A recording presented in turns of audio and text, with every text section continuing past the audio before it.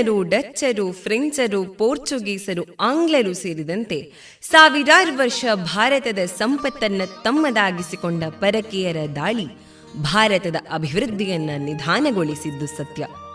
ಹಿಂದೂಸ್ತಾನವು ಸಂಪತ್ತು ಸಂಪನ್ಮೂಲಗಳಿಂದ ಕೂಡಿದ ಒಂದು ರಾಷ್ಟ್ರ. ಹಾಗೆಯೇ ಇದರ ಕಾರ್ಯತಂತ್ರದ ಪ್ರಾಮುಖ್ಯತೆಯಿಂದಾಗಿ ವಿದೇಶಿ ಶಕ್ತಿಗಳ ಆಕ್ರಮಣಕ್ಕೆ ಗುರಿಯಾಯಿತು. ಪರಿಣಾಮವಾಗಿ ಹಿಂದೂಸ್ತಾನವು ರಾಜಕೀಯವಾಗಿ ಇಬ್ಬಾಗವಾಗಿ 1947ರಲ್ಲಿ ಭಾರತ ಮತ್ತು ಪಾಕಿಸ್ತಾನ ಎಂಬ ಎರಡು ಪ್ರತ್ಯೇಕ ದೇಶಗಳಾದವು. ಈ ವಿಭಜನೆಯು ಹಿಂದೂ ಮತ್ತು ಮುಸ್ಲಿಂ ಸಮುದಾಯಗಳ ನಡುವಿನ ಧಾರ್ಮಿಕ ಉದ್ವಿಗ್ನತೆಗೆ ಕಾರಣವಾಯಿತು. ಪಾಕ್ ವಿಭಜನೆಯ ನಂತರ ಒಂದಲ್ಲ ಒಂದು ಕಾರಣಕ್ಕೆ ಭಾರತದ ಮೇಲೆ ಆಕ್ರಮಣ ಮಾಡುತ್ತಲೇ ಬಂದ ಪಾಕಿಸ್ತಾನಕ್ಕೆ ಕಾಶ್ಮೀರ ಬೇಕೇ ಬೇಕು. ಆವಾಗಲೇ ಕಾಶ್ಮೀರದ ಒಂದಷ್ಟು ಭೂಭಾಗವನ್ನು ಕಬಳಿಸಲು ಪ್ರಯತ್ನಿಸುತ್ತಿದ್ದ ಪಾಕಿಸ್ತಾನಕ್ಕೆ ಅದರಿಂದ ಮುಂದೆ ಬರಲು ಸಾಧ್ಯವಾಗಲಿಲ್ಲ. ಹಿಂದೆ ಮಾಡಿದ್ದ ಯುದ್ಧಗಳಲ್ಲಿ ಭಾರತವನ್ನು ಮಣಿಸಲು ಸಾಧ್ಯವೂ ಆಗಿರಲಿಲ್ಲ. 1971ರ 14ನೇ ಅಕ್ಟೋಬರ್ ಬಾಂಗ್ಲಾ ಯುದ್ಧದಲ್ಲಿ 93,000 ಸೈನಿಕರೊಂದಿಗೆ ಪಾಕಿಸ್ತಾನವನ್ನ ಮಂಡಿಯೂರಿ ಸೋಲೊಪ್ಪಿಕೊಳ್ಳುವುದರ ಜೊತೆಗೆ ತನ್ನ ಅಧಿಪತ್ಯದಲ್ಲಿದ್ದ ಅರ್ಧದಷ್ಟು ಭೂಭಾಗವನ್ನು ಕಳೆದುಕೊಂಡಿದ್ದೂ ಅಲ್ಲದೆ ಭಾರತದ ಜೊತೆ ನೇರವಾಗಿ ಯುದ್ಧ ಮಾಡುವ ಸಾಮರ್ಥ್ಯವನ್ನೂ ಕಳೆದುಕೊಂಡಿತು. ಅಲ್ಲಿಂದ ಶುರುವಾಯಿತು ಶ್ಯಾಡೋ ವಾರ್. ಇದು 1983ರಲ್ಲಿ ನಡೆದ ಸಿಯಾಚಿನ್ ಗ್ಲೇಷಿಯರ್ ಕದನದಲ್ಲಿ ಜಗಜ್ಜಾಹೀರಾಯಿತು. ಕಾಶ್ಮೀರ ಮತ್ತು ಲಡಾಖ್ ನಡುವೆ ಸಂಪರ್ಕವನ್ನ ಕಡಿದು ಸಿಯಾಚಿನ್ ಗ್ಲೇಷಿಯರ್ ಪ್ರದೇಶದಿಂದ ಭಾರತದ ಪಡೆಗಳು ಕಾಲು ಕೀಳುವಂತೆ ಮಾಡುವ ಗುರಿಯನ್ನ ಪಾಕಿಸ್ತಾನವು ಹೊಂದಿತ್ತು.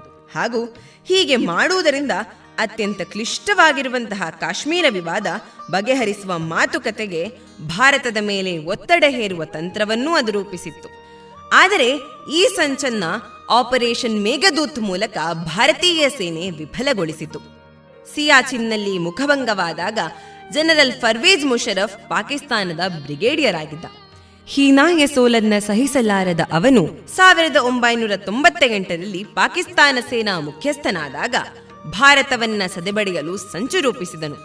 ಆ ಪ್ರಕಾರ ಬಾಂಗ್ಲಾದೇಶವನ್ನ ಪಾಕಿಸ್ತಾನ ಕಳೆದುಕೊಂಡ ರೀತಿಯಲ್ಲಿಯೇ ಭಾರತವು ಲಡಾಖನ್ನ ಕಳೆದುಕೊಂಡು ಕೊನೆಗೆ ಕಾಶ್ಮೀರವನ್ನೇ ಕಳೆದುಕೊಳ್ಳಬೇಕೆಂದು ಅವನ ಕನಸಾಗಿತ್ತು. ತನ್ನ ಕನಸನ್ನ ನನಸಾಗಿಸಲು ಆಗಿನ ಪಾಕಿಸ್ತಾನದ ಪ್ರಧಾನಿಯಾಗಿದ್ದಂತಹ ನವಾಜ್ ಶರೀಫಿಗೆ ತಿಳಿಸದೆಯೇ ಆಪರೇಷನ್ ಬದ್ರ್ ಕೈಗೊಳ್ಳಲು ತೀರ್ಮಾನಿಸಿದನು. ಇದಕ್ಕಾಗಿ 1998-99ರಲ್ಲಿ ಪಾಕಿಸ್ತಾನದ ಸೇನೆಯ ಕೆಲವು ಶಕ್ತಿಗಳು, ಪಾಕಿಸ್ತಾನಿ ಪಡೆಗಳು ಹಾಗೂ ಅರೆಸೇನಾ ಪಡೆಗಳಿಗೆ ಗೌಪ್ಯ ತರಬೇತಿಯನ್ನೂ ನೀಡಲಾಯಿತು.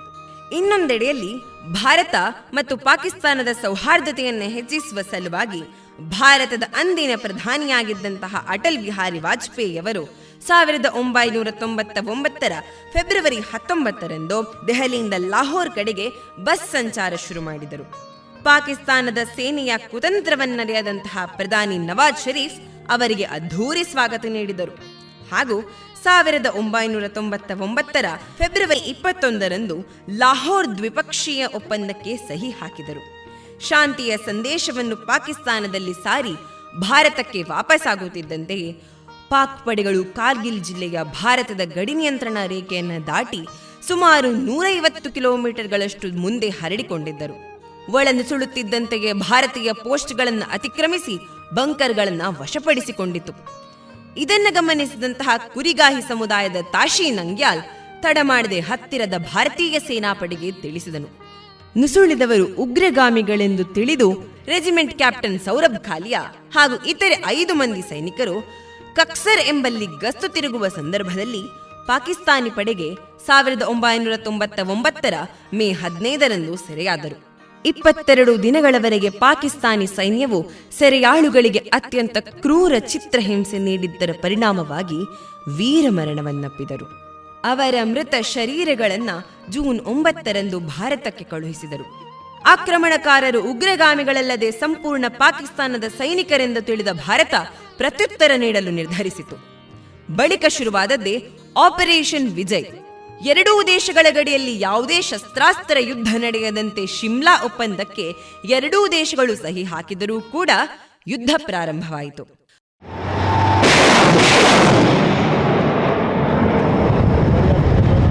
ಪಾಕಿಸ್ತಾನವನ್ನ ಮಟ್ಟ ಹಾಕಲು ಭಾರತ ಸರ್ಕಾರ ಮೇ 26ರಂದು 20,000 ಸೈನಿಕರುಗಳನ್ನು ಸಜ್ಜುಗೊಳಿಸಿತು. ಹಾಗೂ ಸೇನೆಗೆ ಬಲ ತುಂಬುವಲ್ಲಿ ಬೊಫೋರ್ಸ್ ಫಿರಂಗಿಗಳು, ವಾಯುಪಡೆಯ MiG-21, MiG-27, MiG-29, ಮಿರಾಜ್ 2000 ಯುದ್ಧ ವಿಮಾನಗಳು ಸೇರಿಕೊಂಡವು. ಹೀಗೆ ಭಾರತೀಯ ವಾಯುಪಡೆಯು ಭಾರತೀಯ ಸೇನೆಯೊಂದಿಗೆ ಜಂಟಿಯಾಗಿ ಕಾರ್ಯಾಚರಣೆ ನಡೆಸಿ ಪಾಕಿಸ್ತಾನ ಸೇನೆ ಮತ್ತು ಅರೆ ಸೇನಾ ಪಡೆಗಳನ್ನು ಗಡಿ ನಿಯಂತ್ರಣ ರೇಖೆಯುದ್ದಕ್ಕೂ ಖಾಲಿಯಾದ ಭಾರತೀಯ ಸ್ಥಾನಗಳಿಂದ ಹೊರಹಾಕಿತು. ಇದನ್ನು ಆಪರೇಷನ್ ಸಫೇದ್ ಸಾಗರ್ ಎಂದು ಹೆಸರಿಸಲಾಯಿತು.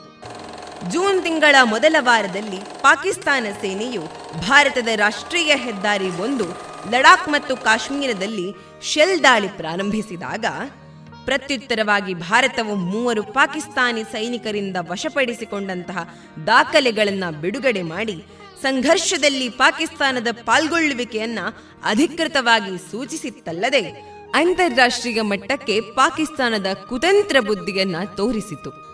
ಯುದ್ಧವು ಮತ್ತಷ್ಟು ತೀವ್ರಗತಿಯನ್ನ ಪಡೆಯುತ್ತಿದ್ದಂತೆ ತೈಲ ಮತ್ತು ಇಂಧನ ಪೂರೈಕೆಯನ್ನ ನಿಲ್ಲಿಸಲು ಪಾಕಿಸ್ತಾನದ ಬಂದರುಗಳನ್ನು ನಿರ್ಬಂಧಿಸಲಾಯಿತು.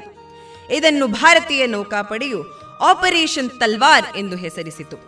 ಇಂತಹ ಸಂದರ್ಭದಲ್ಲಿ ಪಾಕಿಸ್ತಾನದ ಅಧ್ಯಕ್ಷ ನವಾಜ್ ಶರೀಫ್ ಅಮೆರಿಕಾದ ಅಧ್ಯಕ್ಷರಾದ ಬಿಲ್ ಕ್ಲಿಂಟನ್ ಅವರೊಂದಿಗೆ ಮಾತುಕತೆ ನಡೆಸಿ ಸಹಾಯ ಹಸ್ತ ಚಾಚಿದರು. ಆದರೆ ಪಾಕಿಸ್ತಾನದ ಸೇನೆಗೆ ಗಡಿ ನಿಯಂತ್ರಣ ರೇಖೆಯಿಂದ ಹೊರಹೋದರಷ್ಟೇ ಅಮೆರಿಕಾದ ಮಧ್ಯಸ್ಥಿಗೆ ಸಾಧ್ಯವೆಂದು ತಿಳಿಯಿತು. ಮುಂದೆ ಜುಲೈ 7ರಂದು ಭಾರತೀಯ ಪಡೆ .4875 ಪುನಃ ವಶಪಡಿಸುವ ಸಂದರ್ಭದಲ್ಲಿ ಕ್ಯಾಪ್ಟನ್ ವಿಕ್ರಮ್ ಬಾತ್ರಾರವರು ವೀರ ಮರಣವನ್ನಪ್ಪಿದರು. ಹೀಗೆ ಜುಲೈ 11ರಂದು ಪಾಕಿಸ್ತಾನಿ ಪಡೆಗಳು ಗಡಿ ನಿಯಂತ್ರಣ ಪ್ರದೇಶದಿಂದ ಬೇರ್ಪಟ್ಟಿತು ಮತ್ತು ಬಟಾಲಿಕ್ನಲ್ಲಿ ಭಾರತವು ಪ್ರಮುಖ ಶಿಖರಗಳನ್ನು ವಶಪಡಿಸಿತು. ಭಾರತದ ಪ್ರಧಾನಿ ಅಟಲ್ ಬಿಹಾರಿ ವಾಜಪೇಯಿಯವರು ಆಪರೇಷನ್ ವಿಜಯ್ ಯಶಸ್ವಿಯಾಯಿತೆಂದು ಜುಲೈ 14ರಂದು ಘೋಷಿಸಿದರು.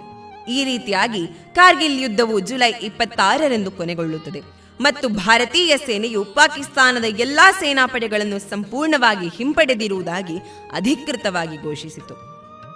ಪಾಕಿಸ್ತಾನಕ್ಕೆ ಸೋಲುಣಿಸಿ ವಿಜಯದ ಪತಾಕೆ ಹಾರಿಸಿದ ಭಾರತ ಸುಮಾರು 3 ತಿಂಗಳ ಕಾಲ ಸತತ ಹೋರಾಡಿತು ಹಾಗೂ 527 ಭಾರತದ ವೀರ ಪುತ್ರರನ್ನ ಕಳೆದುಕೊಂಡಿತು. ಈ ಯೋಧರ ನೆನಪಿಗಾಗಿ ಭಾರತೀಯ ಸೇನೆ ಕಾರ್ಗಿಲ್ ಜಿಲ್ಲೆಯ ದ್ರಾಸ್ ಪಟ್ಟಣದಲ್ಲಿ ಸ್ಮಾರಕವನ್ನ ನಿರ್ಮಿಸಿದೆ. ಸ್ಮಾರಕದ ಗೋಡೆಗಳನ್ನು ಗುಲಾಬಿ ಬಣ್ಣದ ಕಲ್ಲುಗಳಿಂದ ಕಟ್ಟಲಾಗಿದೆ. ಇದು ಹಿತ್ತಾಳೆ ತಟ್ಟೆ ಹೊಂದಿದ್ದು ಇದರಲ್ಲಿ ಆಪರೇಷನ್ ವಿಜಯ್ ಸಂದರ್ಭದಲ್ಲಿ ಹುತಾತ್ಮರಾದ ಯೋಧರ ಹೆಸರುಗಳನ್ನು ಕೆತ್ತಲಾಗಿದೆ. ಕಾರ್ಗಿಲ್ ಹೋರಾಟದಲ್ಲಿ ಶೌರ್ಯ ಪರಾಕ್ರಮವನ್ನು ತೋರಿದ ಯೋಧರಿಗೆ ನಮ್ಮ ನಮನಗಳು.